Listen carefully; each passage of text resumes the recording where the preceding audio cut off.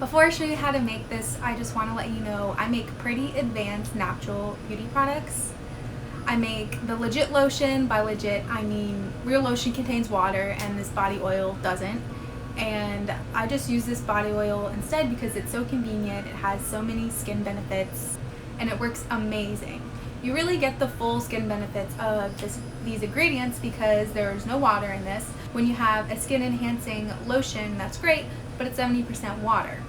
I use this right after I take a shower. I don't even really dry off. It works best when you squirt some in your hands, rub them together, and then apply all over when you're still wet. That way the water helps glide the body oil all over your skin, and then you're not fully dry, so then you're still drying off afterwards, and then you have this just perfect lotiony body oil feel after. It's not like too oily, and that way when you use it like that, it's not too oily. If you're like completely dry and just putting oil, that's probably too much oil for you. So yep, just wanted to put that out there.